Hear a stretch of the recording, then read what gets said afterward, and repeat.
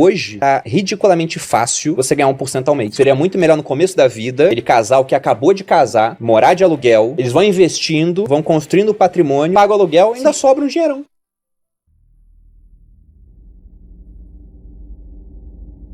Você perguntou quantas casas a gente morou junto. Nós juntos, 6. Eu, na minha vida, já morei em quase 30 casas. Porque, olha, e ó, um detalhe. Eu comecei essa jornada de mudar muito com 10 anos de idade. Meus pais separaram, fui morar com a minha mãe no Rio de Janeiro. E a minha mãe entrava e saía de uma casa igual troca de roupa. Minha mãe é uma ótima pessoa, mas ela tinha um total descontrole com a parte financeira. Os meus pais, quando separaram, o meu pai era um cara que não ligava pra dinheiro. E a minha mãe era uma pessoa que tinha descontrole com o dinheiro. Ele era desligado, ele não consumia muito. Ele só era desligado. E ela era descontrolada. Na época, quando eles separaram, meu pai ficou com dívidas que compravam um imóvel. E aí ele ficou com essa dívida, minha mãe foi sem a dívida e fez um monte de dívidas novas, e meu avô sempre tapando buraco. Não, pra vocês entenderem. E eu vendo aquilo, eu falei, eu não quero que isso aconteça comigo, pô. Eu não tinha dinheiro.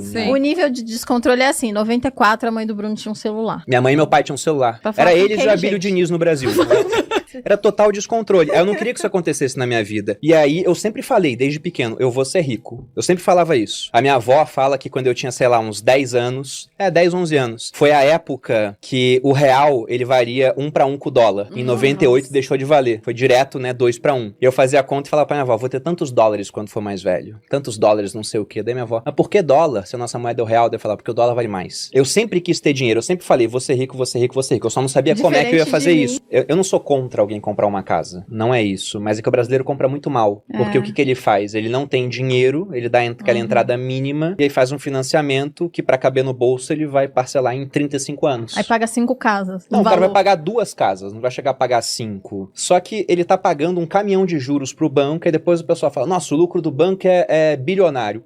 Pô, porque o banco pega o teu dinheiro da poupança, te dá um pouquinho de juro e quando empresta no financiamento é por uma taxa mais alta ou no empréstimo pessoal por uma taxa mais alta ainda, o cheque especial uma taxa mais alta ainda, tem a máquina de gerar dinheiro. E quem alimenta isso é o brasileiro, porque ele tá sendo educado pra fazer dívida. Ter um financiamento no Brasil é o comum, mas eu não diria que é o normal, não com uma taxa de juros tão alta quanto a gente tem. Seria muito melhor no começo da vida, aquele casal que acabou de casar, morar de aluguel, investir. Até porque eles estão numa cidade, daqui a 2 anos estão em outra, depois de 3 estão em outra, eles vão investindo, vão construindo patrimônio, e aí um dia eles compram a casa dele, se quiserem, porque às vezes eles podem aprender a investir tão bem que não precisa. Deixa o dinheiro lá rendendo mais. Igual essa nossa amiga. Aqui no Brasil, o pessoal tem muito essa mentalidade de comprar imóvel, e isso é uma herança de uma época hiperinflacionária. Então a minha avó, por exemplo, ela falou, desde que eu sou pequenininho, ó, investimento é comprar tijolo, é comprar imóvel, quem compra terra não erra, porque de 54 a 94 foi o ano que começou o Plano Real, a gente teve 40 anos seguidos de inflação de no mínimo 2 dígitos, às vezes 3, às vezes 4 dígitos. E o imóvel, ele tem uma correção pela inflação. Então as coisas vão ficando mais caras, ele vai ficando mais caro também. Muito do que a gente chama de valorização imobiliária é só a inflação, que tá fazendo o preço de tudo subir no final das contas. O que estamos vivendo hoje, né? Isso, uma inflação de 2 dígitos é acumulada em 12% nos últimos 12 meses.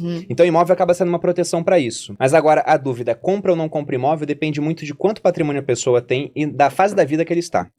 Lá atrás, vários amigos meus fizeram financiamento. Os caras estão pagando até hoje. Se eu tivesse feito financiamento quando a gente começou a morar junto, eu teria comprado um apartamento no Rio de Janeiro, que é um local que eu não quero mais morar.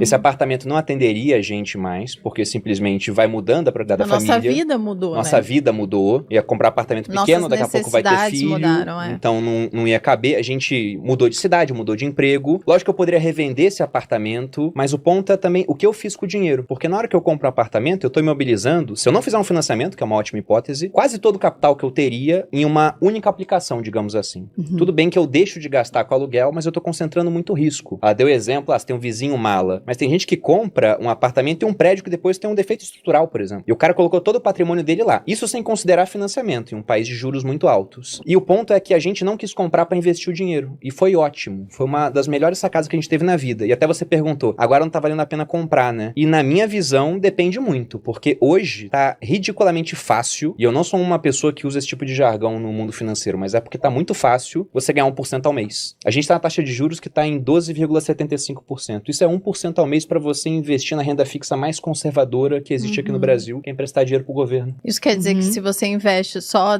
simplificando pra galera que não entende nada, se você investe 500 mil, você ganha 5 mil por mês. Se você tirar, você segue ganhando 5 mil por mês. Então, é uma coisa que não acontecia nos últimos 4 anos, amor. Pois é, desde 2015. E aí tem um ponto bem interessante. Tá, 7. Se uma pessoa compra, ela tem 500 mil, pode investir pra ganhar 5 mil ao mês. Ou ela pode comprar um imóvel pra alugar pra você. Quanto que é o aluguel de apartamento de 500 mil? Não é 5 mil. Muito menos. Uns 3 e pouquinho. Então, Sem cara, ele ganha muito menos. Que as pessoas às vezes acham que vai valorizar, né? Mas tem a depredação do imóvel. Você não sabe quem vai morar lá. Se vai ser uma pessoa que é cuidadosa, ou se é uma pessoa que tem cachorro, que vai ficar, né? Que não cuida do patrimônio ali, do lugar. Então tem todas essas questões. Então são muitas coisas para ser levadas em conta, né? Hoje a gente comprou a nossa casa porque o patrimônio que a gente investiu na casa é uma porcentagem muito pequena do que a gente tem no todo. Então é quase uma diversificação, né?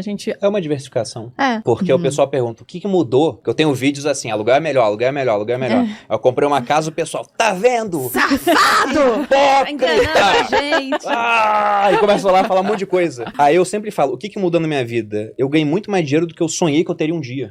Foi esse basicamente o ponto que mudou. E aí tem um ditado do economista que eu gosto muito, que é o Mises, um economista austríaco, que ele fala que o homem rico pode se dar ao luxo de adotar caminhos insensatos por mais tempo do que o pobre. Então, comprar uma casa, por mais que a casa seja boa, bonita, ela venha se valorizar com o tempo, não foi a melhor alocação do meu dinheiro. Não foi. Eu tenho amigos que moram no mesmo condomínio que a gente, de aluguel, e pagam uma nota de aluguel. A Malu sempre fica assim, meu Deus, é muito dinheiro pra pagar de aluguel. Só que esse mesmo dinheiro investido rende mais do que o dobro pra eles. Entendi. Então eles botam o dinheiro em fundo imobiliário, por exemplo, que tá pagando também vários 1% ao mês, eles tiram dinheiro, pagam o aluguel e ainda sobra um dinheirão. Resumindo. Depende do quanto de patrimônio você tem, depende do sonho. Eu falo pro Bruno, né, igual o casamento. É seu sonho? Então não tem discussão. Você vai fazer e aí você faz. É o seu sonho ter uma casa? Eu acho que tem a discussão do quando.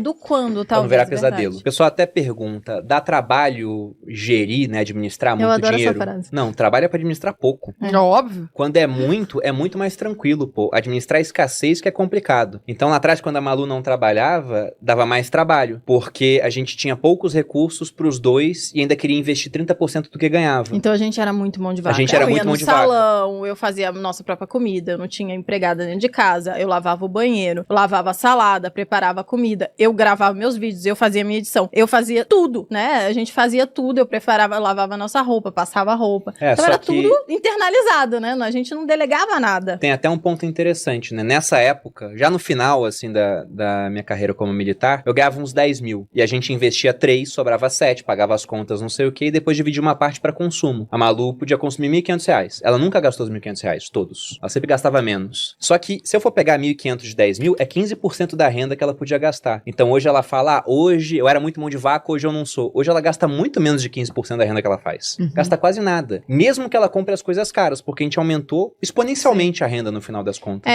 Geralmente as pessoas criticam, né? Igual, sei lá, eu lembro que no passado tinha, fulano que o jogador de futebol foi na balada e gastou R$100 mil numa balada. Aí falam, isso é um absurdo, sendo que o cara ganha milhões, né? Então isso é uma porcentagem muito pequena do salário dele. Enquanto o pessoal vai na balada e gasta R$5 mil, né? E acha que tá arrasando e que tá tudo bem, sendo que ele ganha, sei lá, 10. Ou seja, metade do que ele ganha, ele gastou. Então é bem diferente a porcentagem. E é isso que faz a diferença no final das contas. Agora, a dica que eu daria para as pessoas que estão começando agora é, de fato, começar pelo início. Porque o que eu vejo no Brasil é um país onde 70% das famílias têm dívidas. O cara cheio de dívida, ele fala, agora eu vou investir. Só que ele vai investir para ganhar 10% ao ano, enquanto ele deve, a dívida cresce 14% ao ano. Não fecha. Então a primeira coisa é, senta com a tua família, para não ser o chato da casa, senta com a esposa, faz um orçamento para ver, olha, a gente ganha X, tem que gastar menos de X para sobrar dinheiro, para quitar a dívida mais rápido e para começar a investir. Então esse é o ponto. O pessoal equilibrar o orçamento. Porque se o cara começa a investir sem equilibrar o orçamento, ele investe, ganha um dinheirinho, daqui a pouco ele tem que tirar tudo para pagar alguma coisa que apareceu, porque ele não tem uma reserva de emergência, ele não se preparou. Então comece pelo começo. Orçamento, gasta menos do que ganha, faz poupança, se livra de dívida, nunca mais faça dívidas, e aí você começa a investir. Na hora de começar também, opte por aplicações que sejam mais fáceis de serem vendidas, digamos assim, de você retirar o dinheiro. Que o pessoal muitas vezes fala, vou começar super animado, aí se mete num negócio que tem 5 anos pra vencer, 3 anos pra vencer. O cara investe há um mês e tá imaginando que ele pode ficar 3 anos sem o dinheiro. Longo prazo. Então começa sendo conservador, falou renda fixa com muita liquidez, né? Pode voltar rápido para sua mão.